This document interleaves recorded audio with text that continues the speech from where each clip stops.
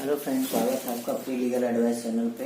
आज हम अपने लेक्चर सीरीज को कंटिन्यू करते हैं। आज हम इस केस से स्टार्ट करते हैं, state of Andhra Pradesh versus आत्मनैया case 1976 fourth Supreme Court cases 382। इस केस में क्या हैंडल किया गया था? इस केस में यह बताया गया था कि जो कल्पेबल होमोसाइड है उसकी 3 डिग्रीज होती हैं। ठीक है, 3 डिग्रियां होती हैं कल्पेबल होमोसाइड की। पहली डिग्री क्या होती है? जो सेक्शन 300 मर्डर में दिया गया है, ठीक है, तो उसको कहते हैं ये gravest form of culpable homicide है, इसको फर्स्ट डिग्री कहते हैं। ठीक है, culpable homicide of first degree. ठीक, culpable homicide of the second degree क्या होता है? जो सेक्शन 304 के पार्ट 1 में दिया गया है।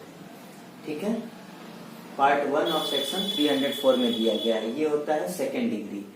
थर्ड डिग्री क्या होता है? Culpable homicide of the third degree होता है जो सेक्शन 304 के पार्ट 2 में दिया गया है। ठीक है, तो ये पार्ट 1 पार्ट 2 में है क्या? पार्ट 1 में वो है कि अगर कोई किसी की आप डेथ कॉज करते हैं, ठीक है, इस इंटेंशन के साथ, तो वो उसका पनिशमेंट दिया गया है 304 में पार्ट 1 में। और अगर नॉलेज के साथ करते हैं किसी की डेथ, ठीक है, और फॉल करते हैं सेक्शन 299 में, तब उसकी जो पनिशमेंट दी गई है वो पार्ट 2 में दी गई है। ठीक है, तो ये समझ में आ गया। चलिए अब हम इस लेक्चर को और कंटिन्यू करते हैं, आगे बढ़ते हैं नए टॉपिक के साथ। आज का हमारा नया टॉपिक है when culpable homicide is not murder. ठीक है, कल्पेबल होमोसाइड मर्डर कब नहीं है।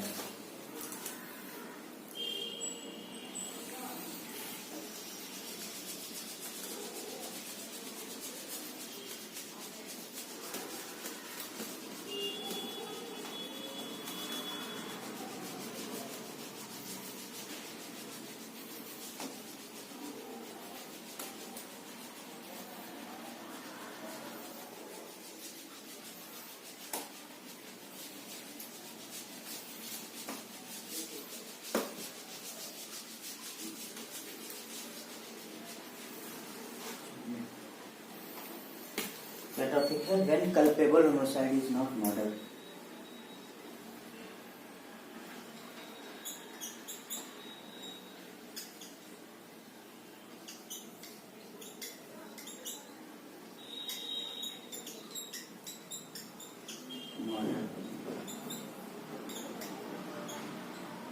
ये चीज कहाँ बताई गई है? When culpable homicide is not murder, ये सेक्शन 300 के एक्सेप्शंस में बताई गई है। कहाँ बताई गई है? सेक्शन 300 के एक्सेप्शंस में।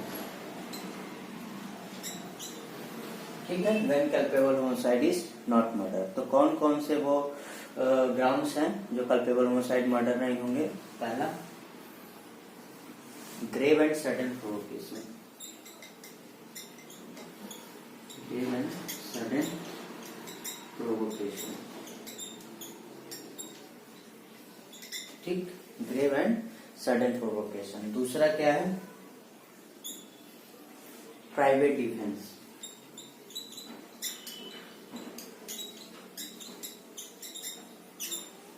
तीसरा क्या है? तीसरा है exercise of legal power. Exercise of legal power.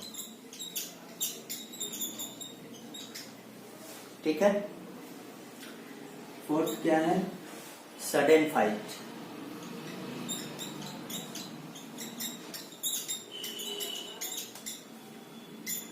Fifth क्या है? कंसेंट। ठीक है, ये 5 ऐसे ग्राउंड हैं जो कल्पेबल होमोसाइड तो होते हैं लेकिन मर्डर नहीं होते। ठीक है, grave and sudden provocation, private defence, exercise of legal power, sudden fight और कंसेंट। ठीक है, तो इसको हम एक एक करके डिटेल से डिस्कस करेंगे। ठीक है, चलिए पहले देखिए ग्रेव एंड सडन प्रोवोकेशन।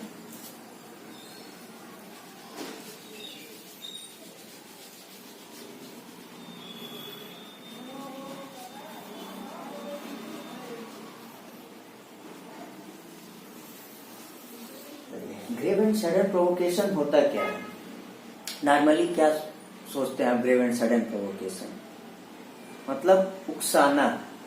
जैसे आप किसी व्यक्ति को इतना उकसा देते हैं कि वो अपना माइंड स्टेबिलिटी खो बैठता है और सामने वाले का डेथ कॉज कर देता है, मृत्यु कर देता है।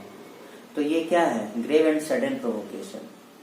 क्योंकि इसमें कोई प्लानिंग नहीं किया था, कोई इंटेंशन से नहीं, कोई नॉलेज नहीं है, लेकिन क्या है कि वो अपने मेंटल स्थिति को बैलेंस नहीं कर पाया और उसने डेथ कॉज कर दिया। तो इसको कहते हैं ग्रेव एंड सडन प्रोवोकेशन। ठीक है, तो क्या दिया इसमें? Culpable homicide is not murder if the offender wills be deprived of the power of self control. ठीक है, by grave and sudden provocation causes the death of the person.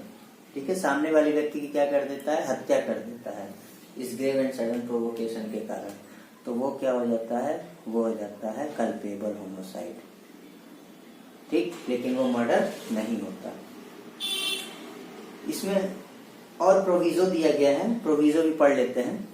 इसमें 3 proviso दिया गया है। पहला क्या कहता है? that the provocation is not sought or voluntarily provoked by the offender as an excuse for killing or doing harm to any person. ठीक है, not sought or voluntarily provoked।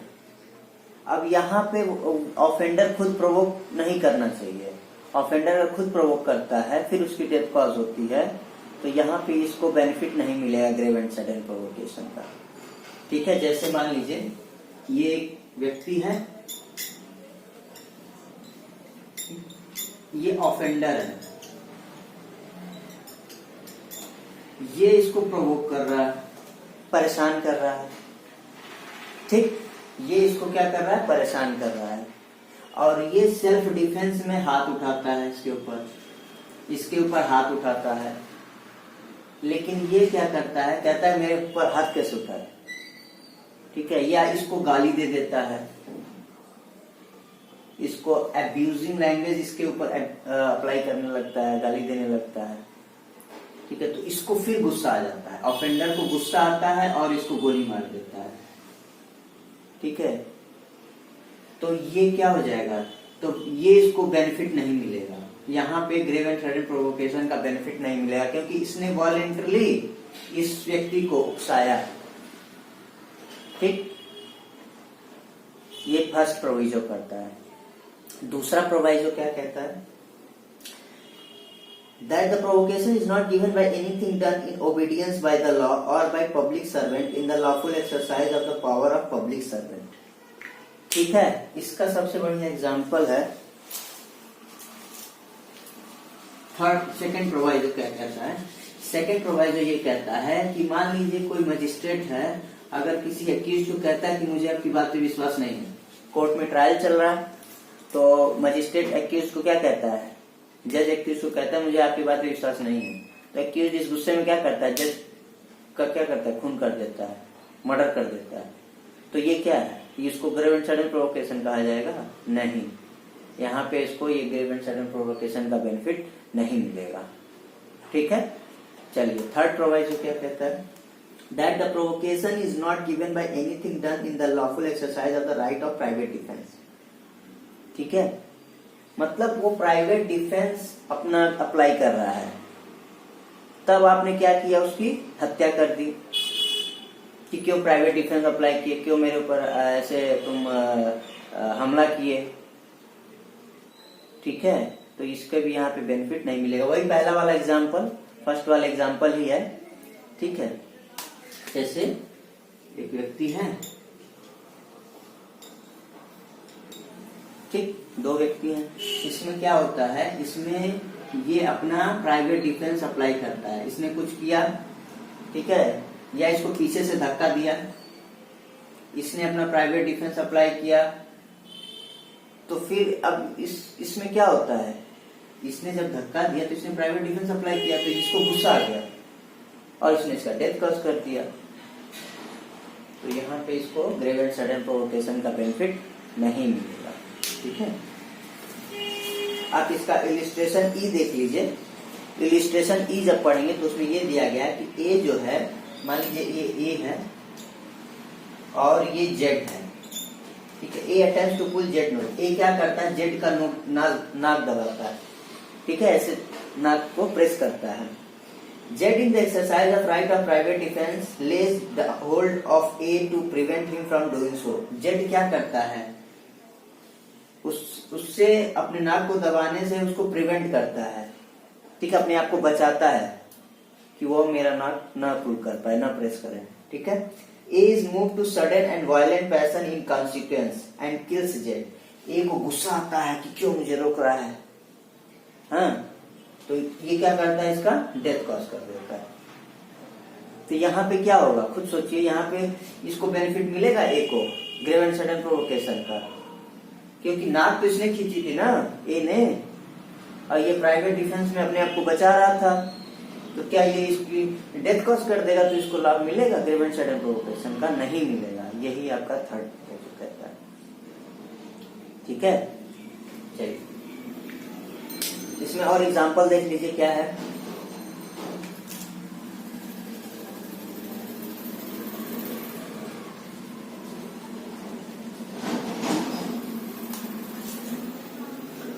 अब मान लीजिए ए ने,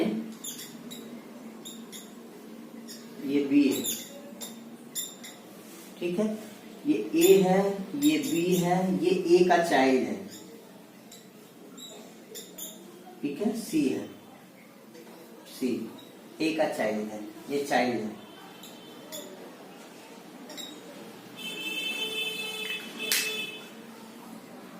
ये इसको प्रोवोक करता है, ए जो है बी को प्रोवोक करता है, और बी इस गुस्से में ए को ना मारकर इसके बच्चे को मार देता है, ठीक। यहां प्रोवोक किसने किया, ए ने, और बी को गुस्सा आता है। अब बी इसको ना मार करके, क्योंकि ये बहुत तगड़ा मोटा होता है, इसको ना मार के इसके बच्चे को मार देता है, इसका डेथ कॉज कर देता है। तो क्या यहाँ पे बी को ग्रेव एंड सडन प्रोवोकेशन का बेनिफिट मिलेगा? नहीं मिलेगा, क्योंकि जिसने ये प्रोवोकेशन किया, अगर उसी के साथ आपने उसका डेथ कॉज किया, तभी आपको इसमें बेनिफिट मिलेगा, अदरवाइज नहीं मिलेगा, ठीक है, समझिएगा इसको। फिर नेक्स्ट एग्जांपल देखते हैं।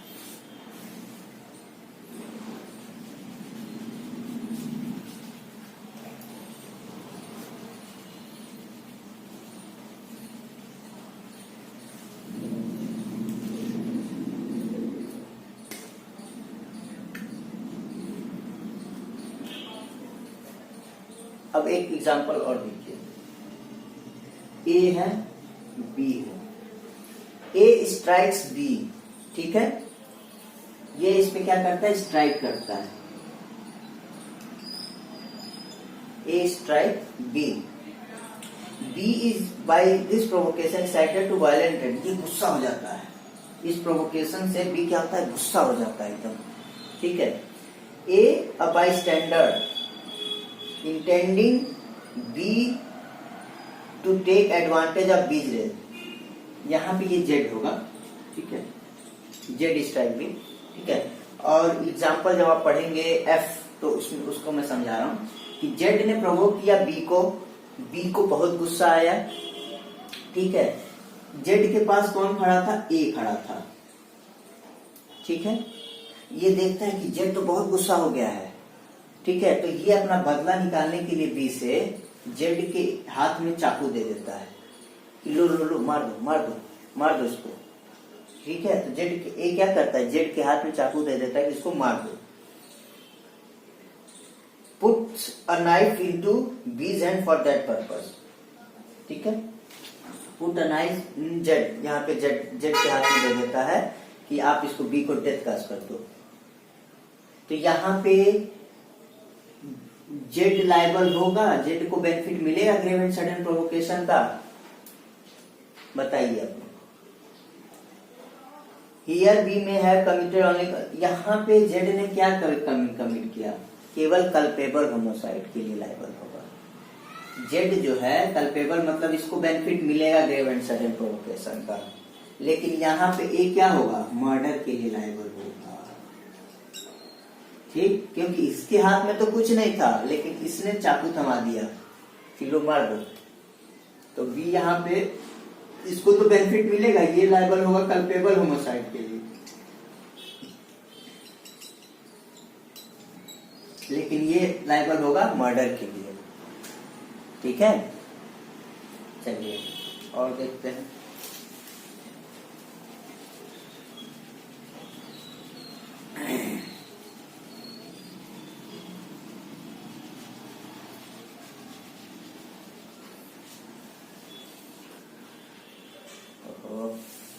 केस है, केस देखते हैं क्या है।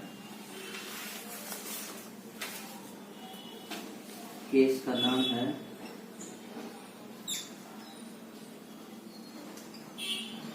Muthu versus state of Tamil Nadu. Muthu versus state of Tamil Nadu 2007 Supreme Court. इस केस में क्या हुआ था, इस केस में एक व्यक्ति ने कंटिन्यू हरासमेंट किया था दूसरे व्यक्ति को। ए ने बी को कंटिन्यू हरासमेंट किया था, कंटिन्यू परेशान कर रहा था उसको।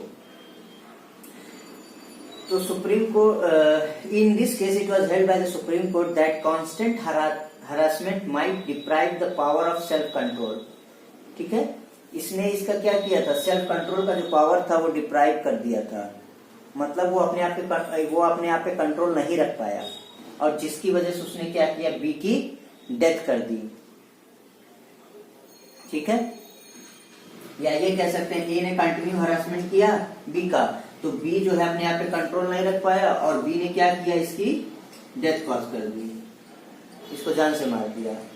तो यहाँ पे ये किसके, इसको क्या लाभ बेनिफिट मिलेगा, ग्रेव एंड सडन प्रोवोकेशन का? बिल्कुल मिलेगा, क्योंकि किसी व्यक्ति को आप कंटिन्यू हरास कर रहे हैं तो वो अपना सेल्फ कंट्रोल खो बैठेगा और नॉर्मली है कि उसका डेथ कॉज कर दे। ठीक है, तो यहाँ पे इसको ग्रेव एंड सडन प्रोवोकेशन का बेनिफिट मिलेगा बी को।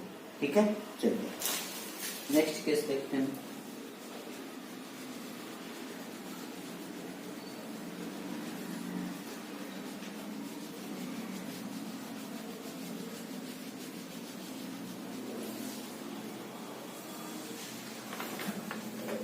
एक सबसे महत्वपूर्ण केस है KM. Nanavati versus KM. Nanavati versus state of Maharashtra, state of Maharashtra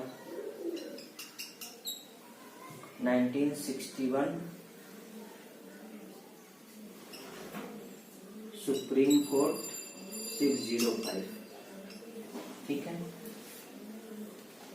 तो ये केस था KM. Nanavati versus state of Maharashtra का। ठीक है, इसमें सुप्रीम कोर्ट ने क्या हेल्ड किया था, इट वाज ऑर्डर्ड बाय, इसमें सुप्रीम कोर्ट ने कुछ टेस्ट बताए थे कि कब आप किसी व्यक्ति को कहेंगे कि ये ग्रेव एंड सडन प्रोवोकेशन किया, मतलब सडन प्रोवोकेशन की वजह से किसी का डेथ कॉज किया, कैसे जानेंगे कि उस व्यक्ति को ग्रेव एंड सडन प्रोवोकेशन किया गया था।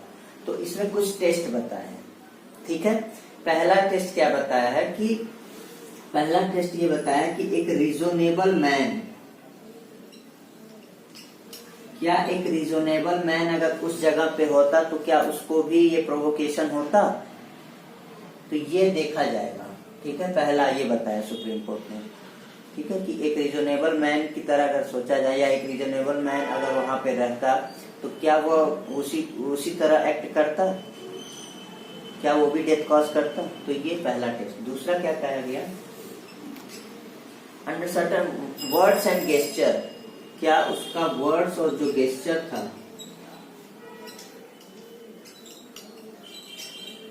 may also lead to sudden and grave provocation to an accused so as to bring his act under an exception। ठीक है, क्या उसके ऐसे वर्ड्स और gesture sudden grave and sudden provocation के लिए काफी थे, पहला रीजनेबल मैन की तरह देखा जाए। दूसरा, क्या उसके वर्ड्स और गेस्चर जो हैं सडन प्रोवोकेशन के लिए काफी थे।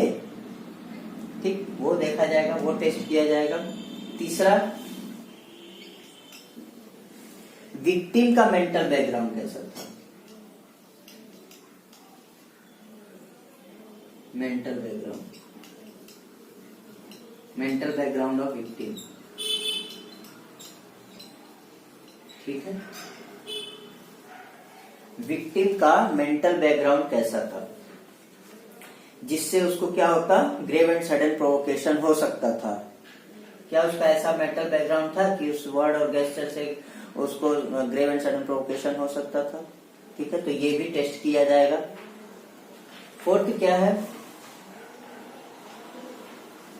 The fatal blow clearly should trace the influence of possession that arises from the sudden and grave provocation. It should not be after the provocation. हाँ, जिस समय फाइट हुआ, क्या यह एक्ट उसी टाइम पे हुआ? ऐसा तो नहीं कि वो क्या हुआ कि पहले उसको ग्रेव एंड सडन प्रोवोकेशन किया गया, फिर वो जो है एक दिन बाद उसको डेथ कॉज किया। अगर ऐसा है तो वो उसको बेनिफिट नहीं मिलेगा।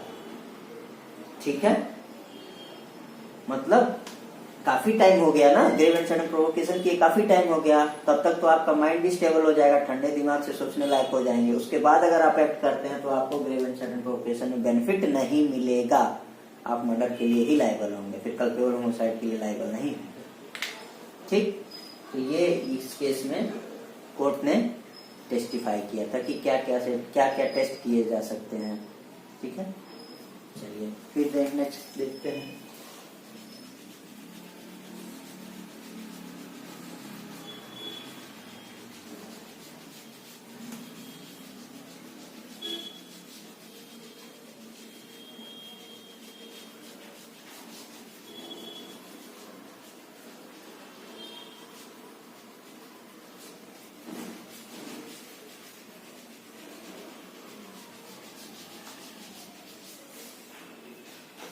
हाँ, दूसरा क्या था? Private defence.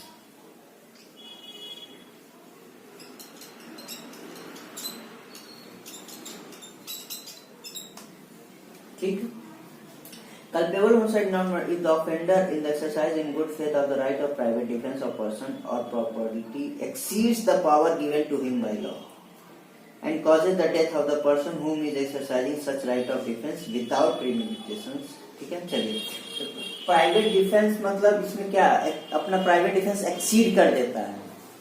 ठीक है, exceeding the right of private defence कर सकते हैं, exceeding the right of private defence.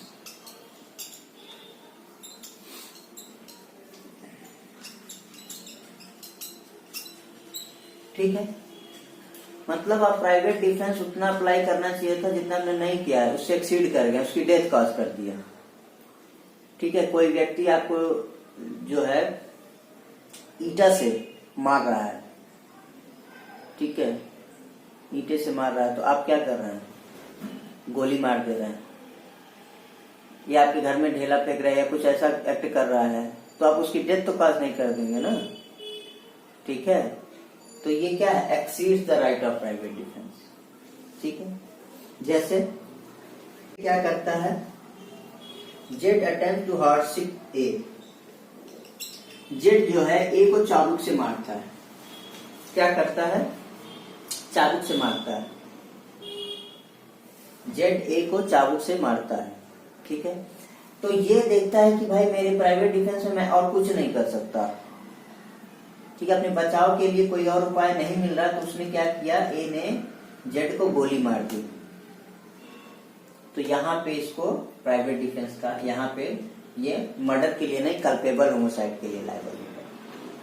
ठीक है, ये किसके लिए लायबल होगा? कल्पेबल होमिसाइड के लिए।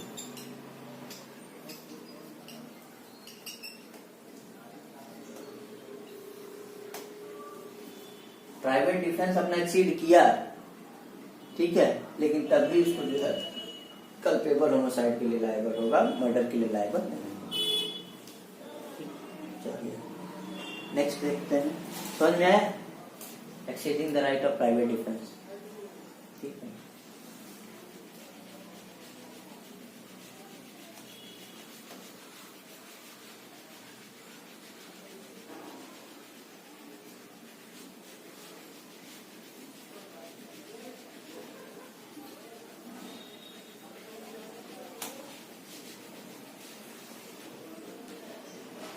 थर्ड देखते हैं।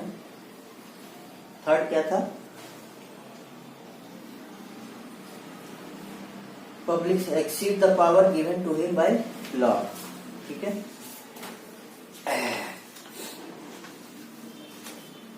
Public servant exceed the power, public servant.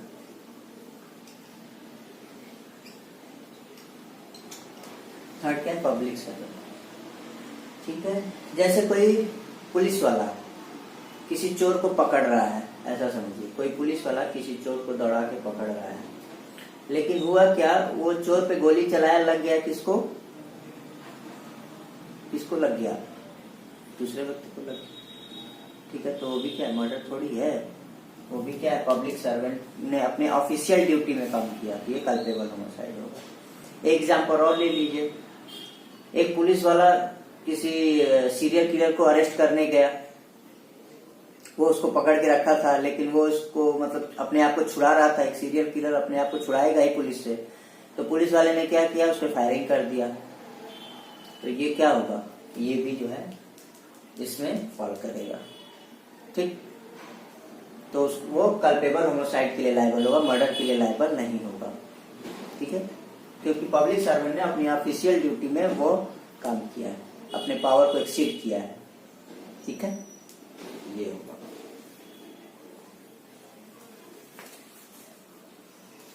Fourth क्या है, अब इस पे केस होगा, एक पब्लिक सर्वेंट का एक केस है। हाँ, एक केस इस पे भी था। हाँ, ये पब्लिक सर्वेंट पे केस है, दाखी सिंह वर्सेस स्टेट 1955। इसमें क्या हुआ था कि एक कांस्टेबल था, रेलवे प्रोटेक्शन फोर्स का एक कांस्टेबल था, आरपीएफ में था। ठीक है, कांस्टेबल था। While he was on duty, जब वो ड्यूटी पे था, he killed a fireman unintentionally, जो मैंने अभी बताया था इसके पहले कि एक फायरमैन को अनइंटेंशनली मार दिया। चोर को गोली किस पे चला रहा था, थीफ पे।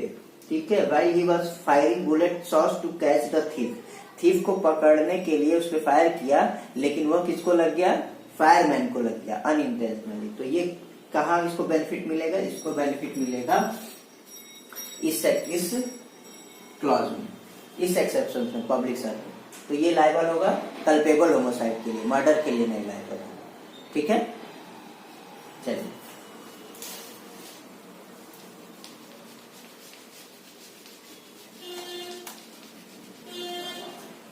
एक केस इस पे रह गया था प्राइवेट डिफेंस पे, उसको देख लेते हैं। प्राइवेट डिफेंस पे एक केस रह गया था, कौन सा है, Nathan versus state of Madras AIR 1973 supreme court 665। ठीक है, इस केस में क्या हुआ था, इस केस में ये हुआ था कि एक लैंडलॉर्ड जो है अपने टेनेंट को निकाल रहा था, हाथ पकड़ के निकाल रहा था, फोर्सफुली निकाल रहा था। ठीक है, लेकिन उस लैंडलॉर्ड के हाथ में कोई ऐसा वेपन नहीं था जिससे वो टेनेंट को क्या करता, डेथ कॉज कर देता। लेकिन टेनेंट ने क्या किया, टेनेंट ने जब लैंडलॉर्ड उसको बाहर खींच के निकाला था, तो टेनेंट ने उसकी मृत्यु कारित कर दी। ठीक, तो यहाँ पे जो टेनेंट होगा वो किस चीज के लिए लायबल होगा, बताइए।